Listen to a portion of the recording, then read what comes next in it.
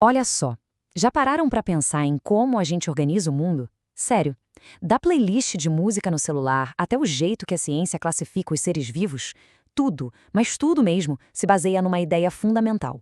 E é sobre essa ideia que a gente vai conversar hoje, a teoria dos conjuntos. O verdadeiro alicerce da lógica. Pensa nisso por um segundo. Sério, a gente vive num mundo lotado de informação, de objetos, de ideias. Como é que a gente faz para organizar essa bagunça toda e fazer com que ela tenha algum sentido? A resposta, na verdade, é algo que todo mundo faz o tempo todo, quase sem perceber. A gente agrupa as coisas, a gente cria categorias, a gente faz coleções. Pois é, essa nossa mania de organizar é exatamente o que a teoria dos conjuntos estuda. Só que, claro, de um jeito um pouquinho mais formal, mais estruturado. Então vamos lá. Que tal a gente pegar essa ideia bem intuitiva de agrupar coisas e ver como ela se transforma na matemática? Vamos começar pelo comecinho mesmo. O que exatamente é um conjunto? E a notícia boa é que a ideia na matemática é, bem, a mesma do dia a dia. Um conjunto, gente, nada mais é do que uma coleção, um grupo de objetos. Simples assim. É uma ideia super direta, sem complicação nenhuma. E aqui a coisa fica bem interessante. Pensa só, a teoria inteira se apoia em apenas três noções, que a gente chama de primitivas. São ideias tão, mas tão básicas que a gente nem precisa definir.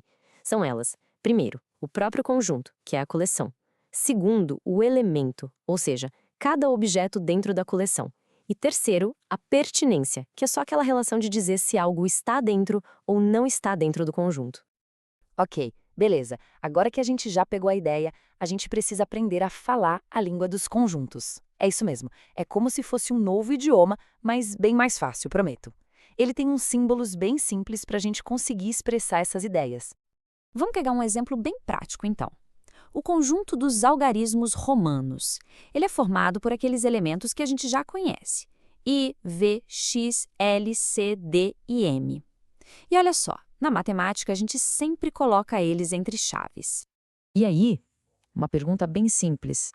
A letra X, ela é um elemento desse conjunto ou não? A resposta, claro, é sim. Agora, para a gente não ter que escrever X pertence ao conjunto dos algarismos romanos toda vez, a matemática, que é bem esperta, usa esse símbolo aí como um atalho. A gente lê simplesmente como X pertence a algarismos romanos. Bem mais prático, né? Simples e direto. Tá, e para a situação oposta, o número 2, por exemplo.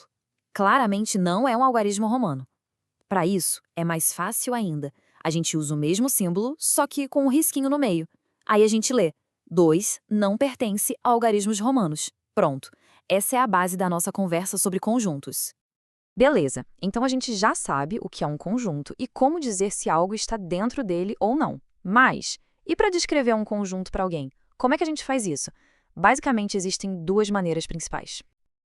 E antes de entrar nessas duas maneiras, vale dizer que é uma ferramenta visual super útil para isso são os famosos diagramas de Euler e Venn. A gente usa círculos para representar os conjuntos, ajuda muito a gente a enxergar como eles se relacionam. Bom, as duas formas principais de descrever um conjunto são essas aqui. A primeira é por listagem, que é o mais óbvio. A gente simplesmente lista os elementos um por um, como está ali. 2, 3, 5, 7 e por aí vai. A segunda forma é por propriedade. Em vez de listar, a gente dá uma regra, uma característica que todos os elementos têm que ter. Nesse caso, x é um número primo positivo. E o mais legal é isso aqui. As duas formas, apesar de parecerem bem diferentes, estão descrevendo exatamente o mesmo conjunto. E só um detalhe de gramática, digamos assim. A gente sempre usa as chaves para delimitar o conjunto, para dizer onde ele começa e termina. E quando o conjunto for infinito, a gente usa as reticências, os três pontinhos, para indicar que a lista continua para sempre, seguindo aquele padrão. Muito bem. Agora a coisa começa a ficar ainda mais legal. A gente já sabe definir um conjunto, certo? Então, o próximo passo lógico é começar a entender como diferentes conjuntos podem se relacionar entre si. A primeira relação é a mais fácil: igualdade. É bem intuitivo. Dois conjuntos são iguais se eles têm exatamente os mesmos elementos. Mas atenção para um detalhe muito importante. Nem a ordem, nem a repetição dos elementos importam. Ou seja, o conjunto com A e B é exatamente o mesmo que com B e A. E, pasmem, é o mesmo que o conjunto com A e B. Para um conjunto, A é A, não importa quantas vezes apareça. Agora, vamos para um dos conceitos mais poderosos e importantes de todos, o de subconjunto. A ideia é simples. Um conjunto A é um subconjunto de um conjunto B se todo santo elemento de A também for um elemento de B. É como se o conjunto A estivesse inteirinho contido dentro do conjunto B.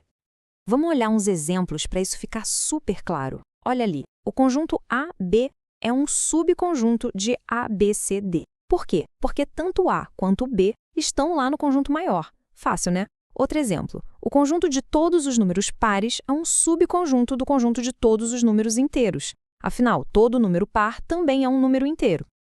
Para a gente fechar o nosso kit de ferramentas básico, falta só conhecer alguns conjuntos especiais. Eles parecem simples, mas são super importantes para a teoria toda funcionar.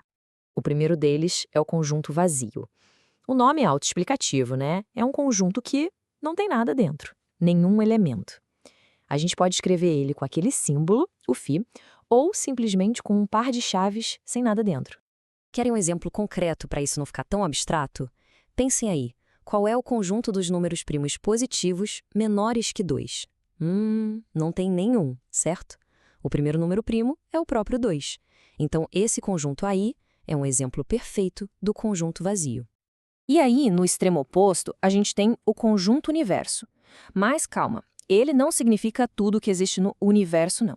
Ele é mais como o contexto do nosso problema. É o conjunto de todos os elementos que a gente está levando em conta para aquela discussão específica. Ufa, foi bastante coisa, né? Então vamos fazer aquela recapitulação rapidinha. Conjunto é uma coleção. Elemento é um item da coleção. Pertinência é a relação de estar ou não estar dentro. Subconjunto é um conjunto dentro de outro conjunto. E, por fim, o conjunto vazio é a coleção que não tem nada. Simples assim. Então, se a gente pensar que a teoria dos conjuntos é tipo o alfabeto da matemática e da lógica, ela nos dá as pecinhas básicas para construir ideias muito, mas muito mais complexas. E a pergunta que fica no final é essa. Agora que a gente conhece esse alfabeto, que novas ideias, que novas estruturas podem ser construídas com ele?